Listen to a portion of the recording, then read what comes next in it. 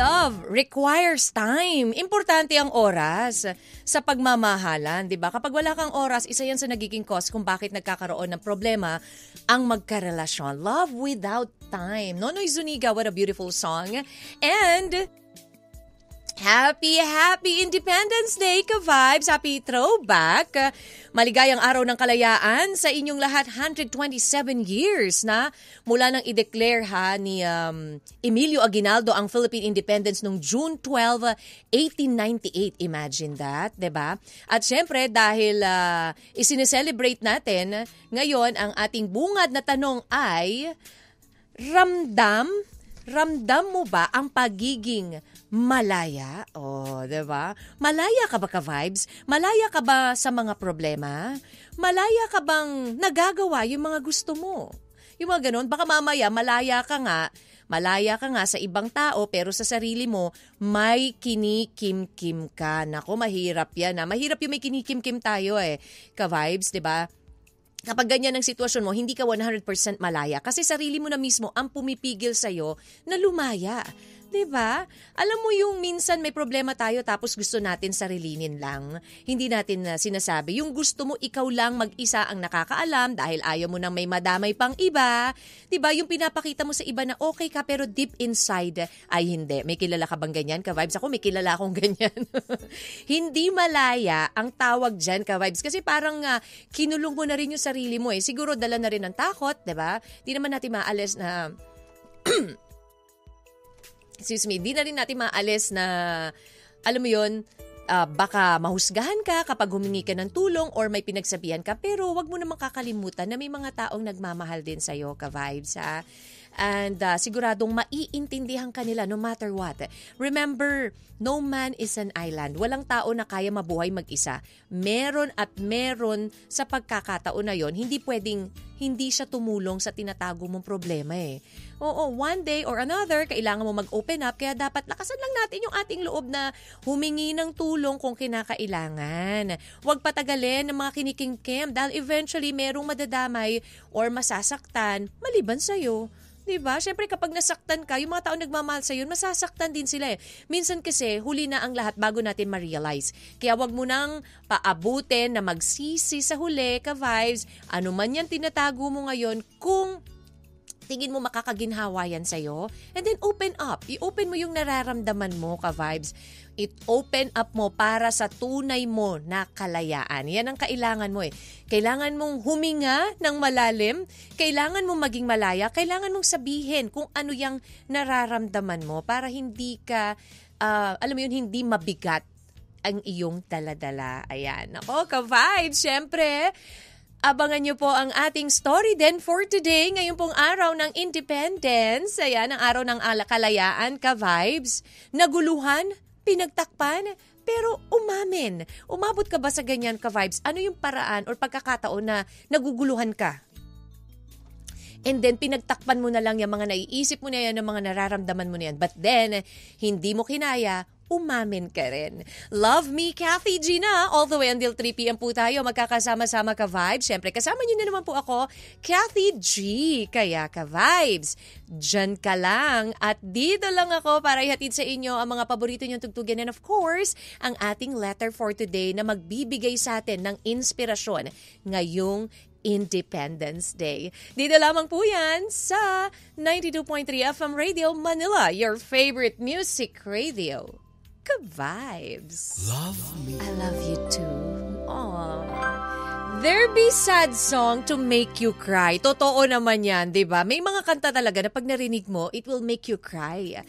Ako, pag naririnig ko yung Ikaw ni Regine, diba? Parang, alam mo yun, parang, nakakaiyak. Diba? Lalo na kapag yun narinig mo dun sa wedding. Diba? Yun yung wedding march. Oo, diba? There be sad song to make you cry. Ano bang kanta ang nagpaiyak sa'yo, ka-vibes? Marami na siguro, diba? Alam mo naman tayo, mahilig tayo mag-emote O kaya mahilig tayo yung kapag mag-isa ka lang, tapos bigla mong narinig yung kanta. Diba? Parang, kahit na ayaw mo umiyak, mapapaiyak ka talaga. Oo, lalo na kung mababawan luha mo. Ako, parang ang bilis kong maiyak doon sa mga song na maririnig mo. Lalo na kapag, syempre, kapag mga love songs yan. Tapos, naalala mo pa, tapos kakagaling mo lang sa breakup. Tapos, ang maririnig mo yung the past o kaya naman magkaibigan kayo tapos hindi mo alam kung ano ba talaga kayo, what do we mean? Nako. Gusto mo na magwala. Anyways, ka-vibes, syempre ngayon po ay Independence Day. Ayan, Love Me Kathy G pa rin po ang inyong pinapakinggan. Ka-vibes, ha? Ano ba yun? Saan ka ba naguluhan?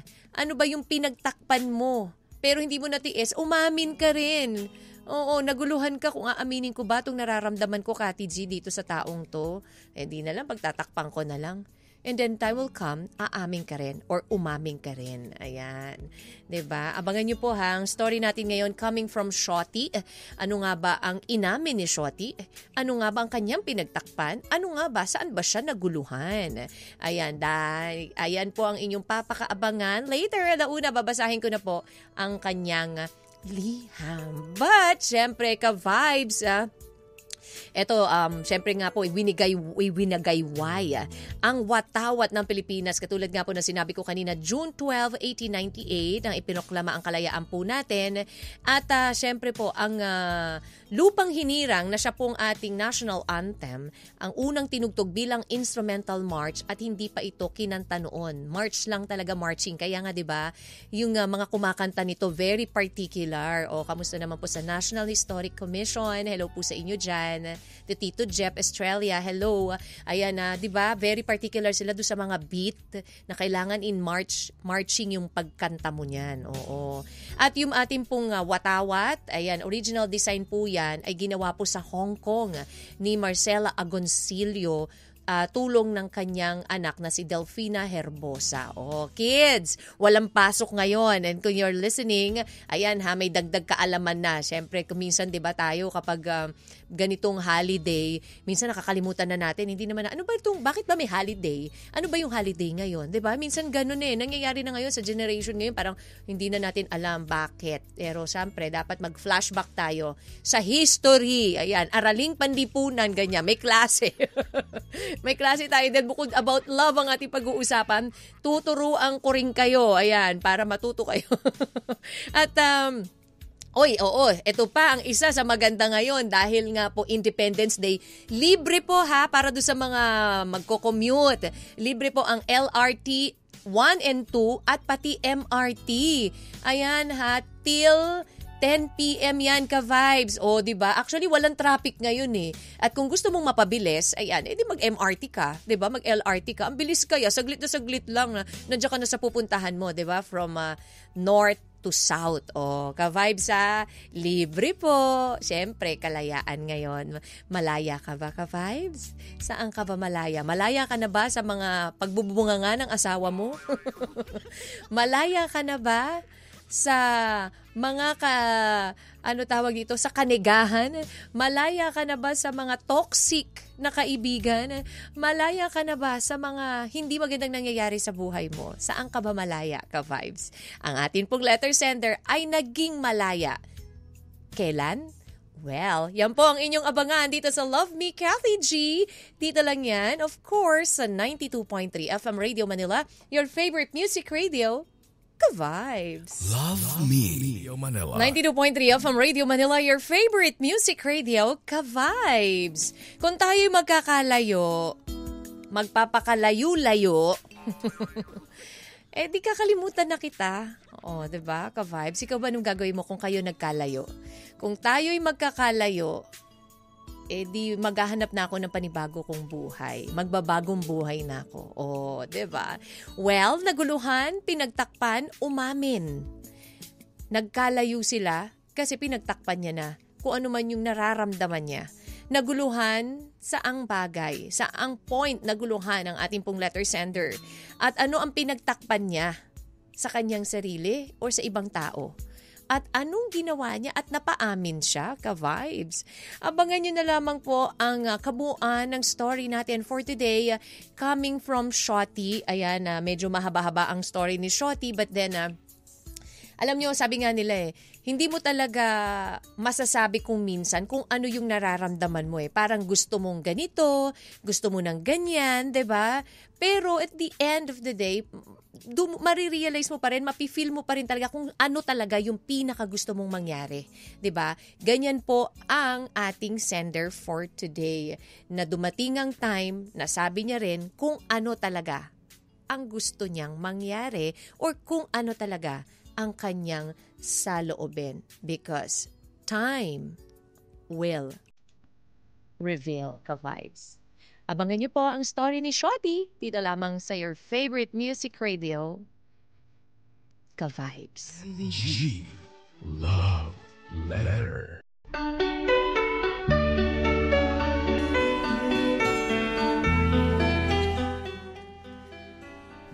This love letter is from Shotty. Dear Kathy G, magandang tanghali sa lahat ng nakikinig ng 92.3 FM Radio Manila. Kathy, ang kwento na ibabahagi sa inyo ay maihahalon tulad ko sa isang mahalagang bagay na matagal nang itinago sa baol. Oo, Kathy, matagal kong itinago ang nararamdaman ko dahil Pride Month ngayon, gusto kong magbalik tanaw sa aking makulay na nakaraan. Bukod dyan, ngayon lang rin ako naglakas ng loob ikwento sa inyo ang aking tunay na pagkatao.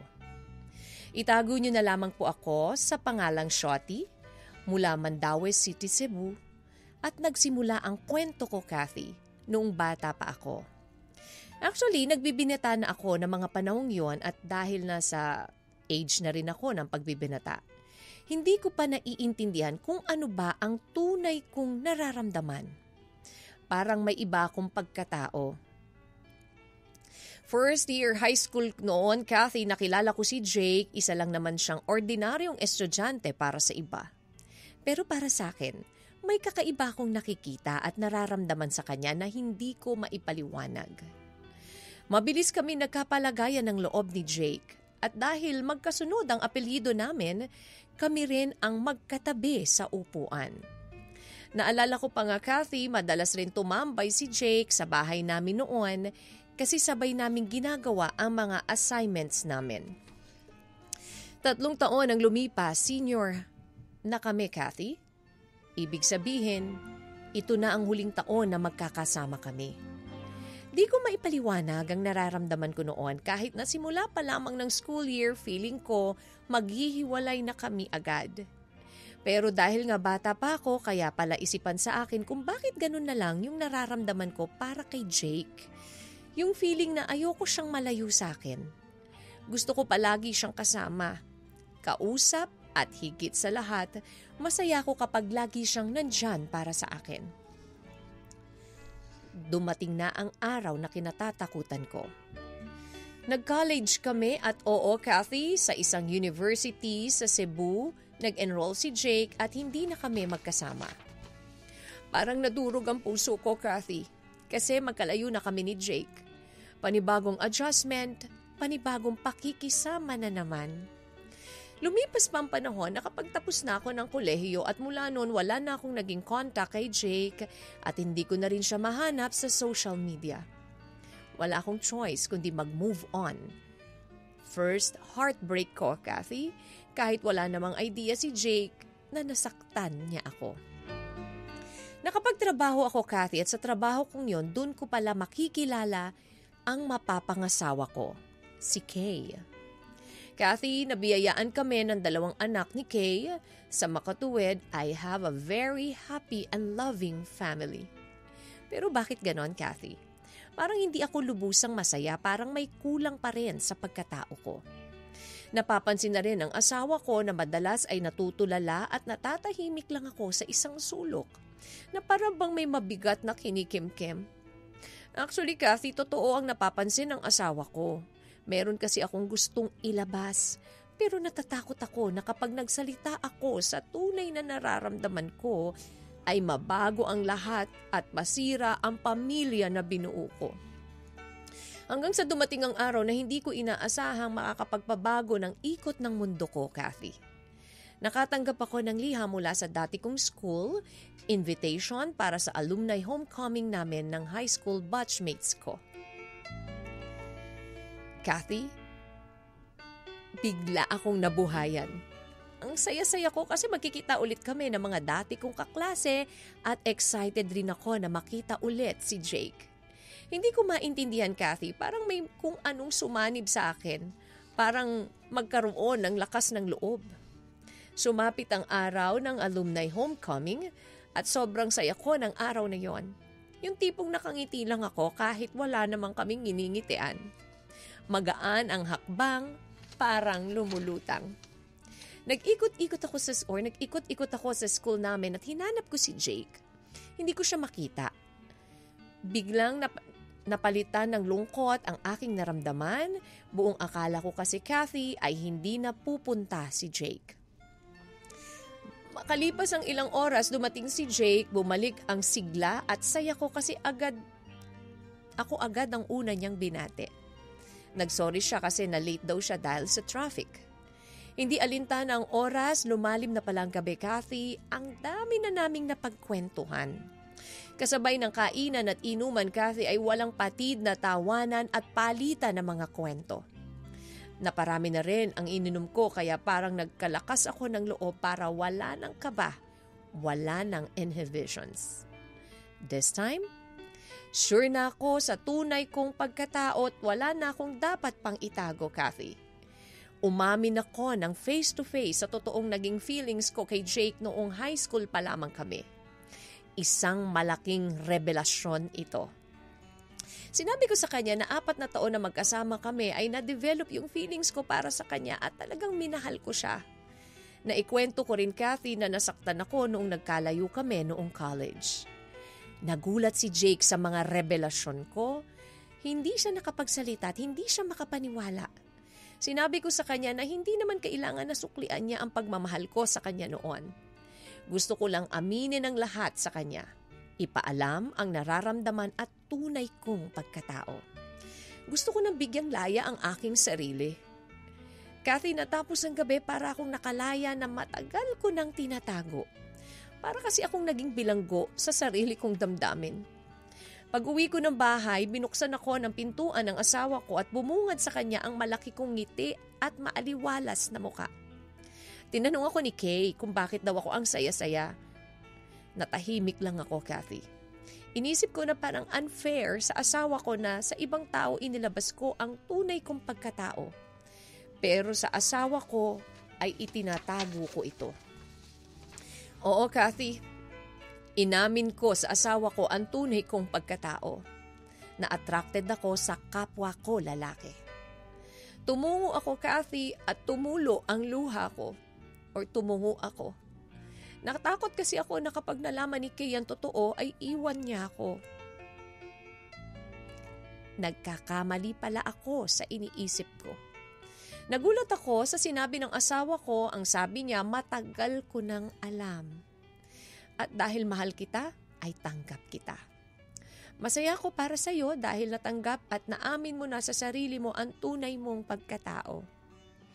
Ito na ata ang pinakamasayang araw sa buhay ko, Kathy. Lumaya ako sa kulungan, ako rin naman ang lumikha. Hanggang dito na lamang, Kathy.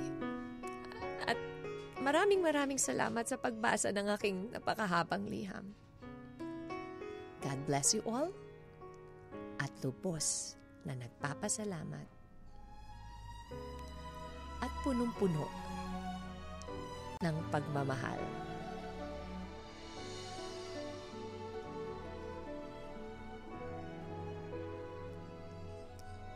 Shotty. Natapos din ang pagtatago. Finally, natapos din ang mga pagkikimkim na ginawa nitong si Shotty. Finally, nakahinga ng malalim, napabuntong hininga ang lahat. Sa story ni Shotty, di ba? Grabe. Hindi mo talaga masabi, no? Ito yung gusto mo, pero pipilitin mong mag-iba dahil yun ang gusto ng iba at dahil ayaw mong masira sa iba, ayaw mong ma-judge ng tao, pipilitin mo na lang kahit hindi mo gusto. Gagawin mo na lang ang isang bagay para sa ibang tao. Kung minsan ganun tayo, di ba? Well, itong si Shotty, finally, sabi niya, nung nakita niya si Jake, ibang naramdaman niya. Pero ang nakakatuwang part dito, yung asawa niya, tagal-tagal mo nang tinatago, alam naman pala ng asawa mo. Diba? Nararamdaman niya, asawa mo yan mararamdaman niya kung ano yung napapakita mo sa kanya, napaparamdam mo sa kanya, diba? Napi-feel niya ang lahat. Yun yung sinabi mo, ayun. Yun lang naman pala magpapalaya. Kailangan pa nating abutin ang araw ng kalayaan to, Shotty. Chos. Diba? Well, yun lang ang maganda. Dahil nga, sa haba-haba ng prosesyon, sabi nga sa simbahan din naman ng tuloy. Dahil dumaya ang puso at isipan ng ating letter sender na si Shotty. Ano masasabi mo, ka-vibes? Naguluhan siya nung una Ano bang pagkatao meron ako? Pinagtakpan niya ang katotohanan dahil sa takot at bandang huli, umamin sa totoong nararamdaman. 0916-563-1777. Yan po ang aming text line. Again, it's 0916-563-1777. Or sa aming pong FB page, bisitahin niyo po ang aming FB, YouTube, IG, and TikTok, 92.3 FM Radio Manila, or my FB page, DJ Cathy G. Alam mo, darating na lang ang araw talaga na masasabi mo, ang saya-saya ng buhay. Ang saya-saya na nakalaya ka dun sa mga tinatago mo sa sarili mong hindi mo mailabas-labas. Yung nakakulong ka sa sarili mong happiness, 'di ba? But eventually, kapag may mga taong willing umintindi sa'yo, may mga taong naniniwala sa'yo, masasabi mo na lang sa kanila na, thank you, 'cause you decorated my life. Payuhan po natin si Shotty, ka-vibes. Dito lamang yan sa your favorite music radio. Bakit labis kitang mahal? May mga pagkakataon talaga hindi mo alam kung bakit, no? Bakit sobrang mahal mo yung isang tao? Kung bakit mahal na mahal mo siya? Parang ito lang ating letter sender na si Shotty Bakit ba labis kitang mahal? Jake, pero hindi ko naamin sa'yo itong naramdaman ko dahil syempre gusto kong pagtakpan at ipakita sa tao na lalaki ako 'di ba? Nag-asawa nga itong si Shotty. Nag-asawa si Shotty sa katauhan ni Kay. Nagkaroon sila ng anak. Happy family sila, 'di ba? Wala namang problem But then merong bumabagabag sa puso ng ating letter sender na si Shotty. Ay ito ay ang kanyang pagkatao. Dahil hindi niya masabi ang katotohanan noon kay Jake at hindi niya rin masabi ngayon or actually noon ang katotohanan sa kanyang asawa na si Kay na alam naman pala na ang lahat-lahat. Noon pa man na magkasama pa lang sila, noon pa lang na ikinasal sila, ramdam na ni Kay kung ano ang tunay na pagkatao ni Shotty. At then good thing, nasabi ni Shotty ang kanyang totoong pagkatao sa kanyang asawa. Alam niyo po ba na ayon sa isang pag-aaral, according to edweek.org, sa US, more than 68% daw ng LGBTQ students ang nagsasabing unsafe daw ang pakiramdam nila sa paaralan dahil sa hostility sa kanilang gender identity, expression, or orientation. 76% pa nga daw ang nakaka-experience ng verbal harassment and 31% ang physically harassed gaya ng pagtulak, 12% ang sinipa, sinuntok o even ginamitan ng weapon. 'Di ba? Meron ganyan Hindi mo naman may iwasan din minsan sa mga school na bubuli, lalo na kapag iba yung, alam mo na, gender, 'di ba? Yung gano'n na hindi natatanggap agad. But then at least kahit ngayon kahit papano ay medyo tanggap na po ng komunidad ang siyempre ang mga miyembro ng LGBTQ. Ayan. Ka-vibes, eto po ang atin naguluhan, pinagtakpan, umamin. Yan po ang ating Cathy G Ask. And para po sa ating mga reaksyon at payo from Facebook. Sabi ni Erwin Velasco, naguluhan sa kanyang kasarian, pinagtakpan ng sarili kung kaya pa bang magpanggap, umamin na Barbie pala. Disclaimer, hindi po ako to. Sinagot ko lang po yung question of the day I'm so back after 2 weeks ng paghahakot from Novaliches to Plaridel. Uy, kaya pala na-miss ka namin, Erwin Velasco. Thank you so much, Erwin. Hello, May Bantilan Bepan. Have a nice day to you too. And Sari Lerma, sabi niya, Cathy G, grabe si sender, no? Nagkapamilya na hindi pa niya nakalimutan si Jake. At least umamin or inamin na niya hindi lang kay Jake, pati na din sa kanyang asawa na si Kay, na kanyang tunay na pagkatao. Ang lesson dito siguro, be honest and be yourself. Tanggap ka man o hindi, ang mahalaga, Tanggap mo ang sarili mo kung sino ka and also love yourself first. Yun lamang po. Well said, Sari Lerma. Thank you so much. Kung ano-ano na siguro nangyari kay Shorty, ay nako, sabi ni Hans Christian Manrique. Thank you, Hans. John Vincent Sagrado, hello. Wise lang pag may kabit ng asawa sa iba. Ano to? Jan Sagrado, ha? Hello, Miss Maribic Mimic and Gloria King Mishano. Hello to you. And William Mortel.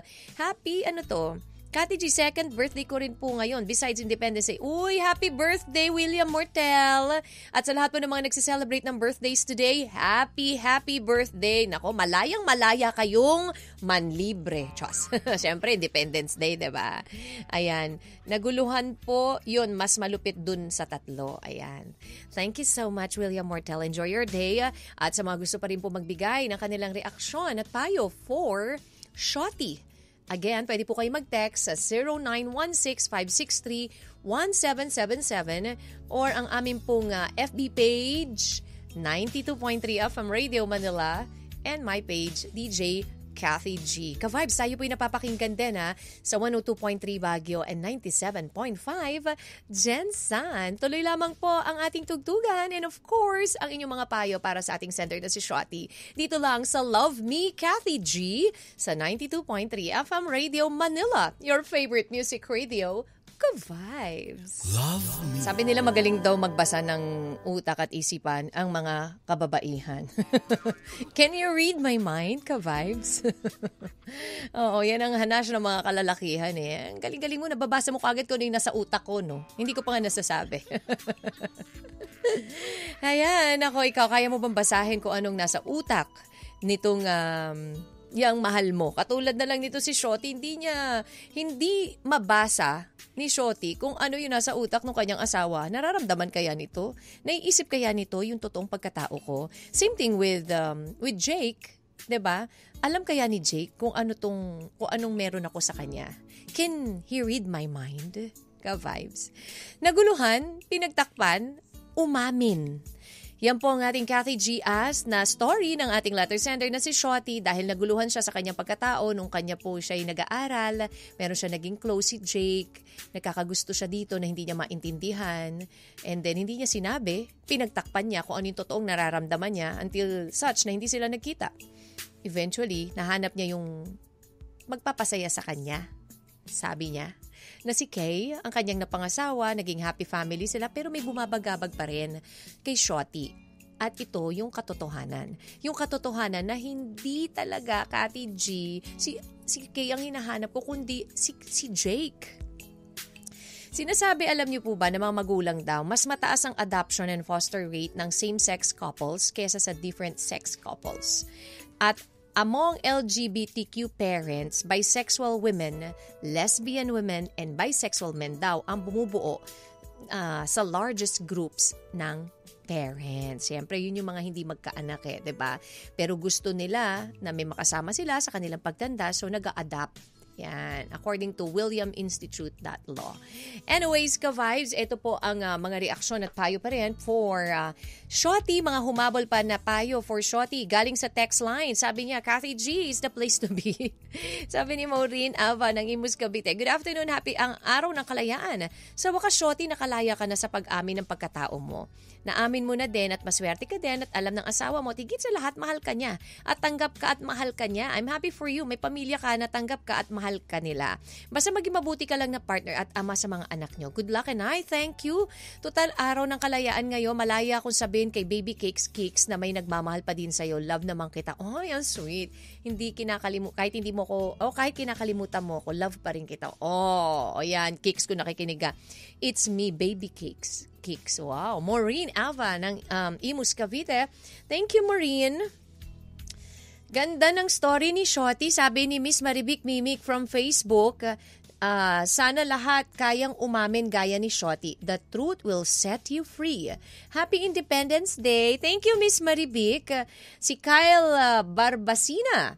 Good afternoon, Kathy G. Listening po dito sa Western Bikutan, Taguig. Hello po sa inyo dyan sa Western Bikutan. Kamusta po kayo dyan? Proud ako kay Sender kasi kahit papaano nakakalayaan na siya sa multong bumabagabag sa sarili niya at nabawasan kahit papaano ang problema niya sa buhay. Happy Pride Month at Happy Independence Day, Sender. Sana tuluyang ka na ring makalaya sa multo mo. Thank you, Kyle Barbacina and Kathy G. Second birthday ko rin po. Ito yung kanina. Besides, happy birthday po ulit. Happy birthday. Magandang tanghali, Kathy G. Gloria King Mishano, hello to you. And Miss Altez Asino Cruz, maswerte siya sa wife niya. Hindi siya hinusgahan. Sa halip, inunawa pa niya at minahal siya ng lubos. Thank you, Kathy G. Thank you rin po, Miss Alteza. And hello sa inyong family. Ayan, ako, maraming salamat po sa inyo pong reaksyon at payo pa rin para kay Shotty. Ayan, may hirit pa si DJ Mac. Hello KK and Isaac. Ayan. And ka-vibe, syempre, tuloy pa rin po tayo sa tugtugan. And sa ating pagbabalik po, ang ating final advice for Shotty. Kaya, tiyan ka lang, ka-vibes. At manatiling nakatutok dito lang sa 92.3 FM Radio Manila, your favorite music radio, ka-vibes. 92. Ikaw ba, ka-vibes? Naabot ka ba sa ganyan? Yung sa isang sulyap na paibig ka sa kanya, yung pagtingin mo, ay, iba na yung naramdaman mo. May iba, may something. Parang ating letter sender na si Shotty, sa isang sulyap mo, na bago ang naramdaman nitong si Jake.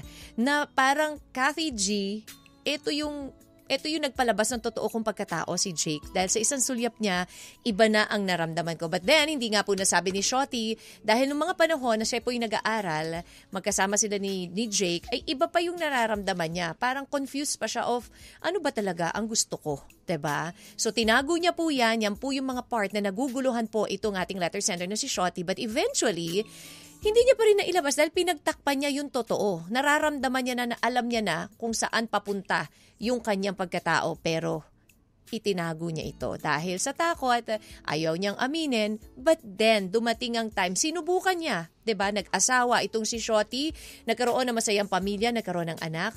Eventually, bumalik pa rin doon sa umpisa nung nagkita ulit sila ni Jake. Pero nagkaroon na ng aminan hanggang pati sa kanyang asawa ay umamin na rin po itong si Shotty, na nakakatuwa dahil tanggap naman pala. 'Di ba, ng lahat. Yun kasi ang hirap 'di ba? Hindi natin sinasabi kung ano yung totoo, kung ano yung nararamdaman natin. Then eventually magsisisi tayo na, oh my God, bakit ko pa kinip? Bakit ko pa tinago? 'Di ba? Maraming salamat po sa lahat po ng mga nagbigay ng kanilang reaksyon at payo for Shotty. Ayan, I'll just check lang kung meron pa pong humabol na nagbigay po ng payo. Ayan. Nako, Kathy G, ang importante kasi nasabi niya yung totoong nararamdaman niya. Ayan, yung totoong pagkatao niya. This one, sabi niya, umabol pa. Alright, sabi ni Sari, okay, tapos na yan kanina, nabasa na natin. Again, thank you so much, ka-vibes sa inyo po mga reaction at payo for Shotty. Alam nyo, sabi nga 'di ba, tanging sa pagsasabi ng katotohanan, makakamit ang tunay na kalayaan. And good to hear, Shotty, na finally wala ka ng baggages na dala-dala dyan sa puso mo. Mas magiging magaan na sa'yo ang lahat, 'di ba? Wala ka na ring dapat itago at higit sa lahat, nakakatuwang isipin dahil tanggap ng asawa mo ang buo mong pagkatao despite ng mga pag-amin mo at nalaman niya, 'di ba? Kuminsan kasi kuminsan kailangan nating maging matapang sa gusto nating ipaglaban para makuha ang kapayapaan. Dahil hangga't naduduwag tayo sa pagharap nito, patuloy din tayong mahihirapan. Thank you so much, Shotty, for sharing your story with us. At sa mga gusto po ulit na mag-share, mag-email lang po lmtkathyg@gmail.com or PM po sa 92.3 FM Radio Manila or my FB page DJ Kathy G. Isang maligayang araw po ng kalayaan sa ating lahat. Ayan, syempre, ito po ay June 12, 1898 nang iwinigayway po ni Emilio Aguinaldo ang ating kapayapaan ang watawat ng Pilipinas. Siyempre, mabuhay po ang Pilipinas. Ka-vibes! At siyempre, magkarinigan po ulit tayo bukas. Araw po ng Biyernes, dito lamang sa Love Me, Kathy G, ayan, saying hello ulit to Jay, my Jay, ayan, Isaac and KK, sabi nila, hindi nyo kami binate. O, ayan, hello, ingat-ingat kayo. And of course, susunod na po, para ibigay pa ang mga tugtugin at kasiyahan sa inyo ngayong pong araw ng kalayaan, makakasama nyo na syempre ang team Banana Crew! Kasama ang paborito nyo at kuwelang tambalang, Jai Kim! Kamusta naman ang kalayaan yung dalawa?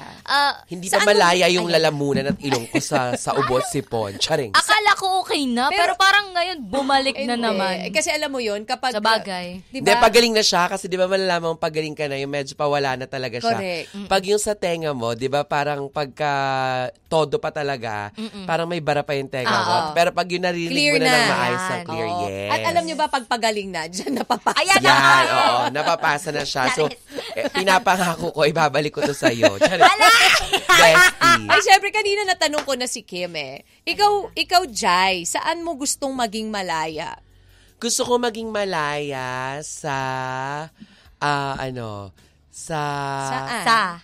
sa pagkain. Oo, kasi... Yung Pero pwede kang pumapayat kumain ka ng na kumain, pero Oo. hindi ka tataba. Oy, Malaya pwedeng kang kumain yung gano'n. Correct. Sana may ganun, ano? Sana Uy, pero may mga nga. taong ganun, diba? Na kahit nakain ng kain, diba? Mabilis ang Pero metabolism. di ba sabi nila, hindi daw normal pag gano'n? Oo, kailangan daw magpa-check. Ganun Yung pagkain ba? na kain ka na tapos hindi ka Hindi ka tumataba tumataba. kasi parang may something. Oo, Oo. pwedeng may, May alam mo sakit na. ka na, oo. diba? Oo. Pero hindi ko sure, May kalaban narinig ko ka lang sa yun, tiyan chika mo. ko lang. Oo. Correct, merong mga tinatawag tayo mga alaga. Alaga, ayan. Ayan, Oo. napakarami mong alaga. Marami naman talagang gusto maging malaya, diba? At yun na, alam nyo na yun, kung saan nyo pa gusto maging malaya. Yes. Malaya na kahit mag-withdraw ka na mag-withdraw, hindi Ay! mauubos yung pera mo. Malaya ganon. dahil kahit na Ano? anong sabihin mo, wala masasaktan. Yun, oo. Saan mo pa gusto maging malaya? Ikaw, Kim? Ako talaga gusto ko lang maging malaya sa utang. Ako din. Di ba, na-agree ka doon? Oo. Ay, talaga naman, lahat naman tayo nagkakaroon ng ganyan eh. Magiging Oo. malaya ka rin doon, basta i-manage mo lang ng tama. O, diba? O sige, para maging malaya po ang inyong pakikinig, ka-vibes. Ay, hindi. Para mas maging malaya ka na. Ay!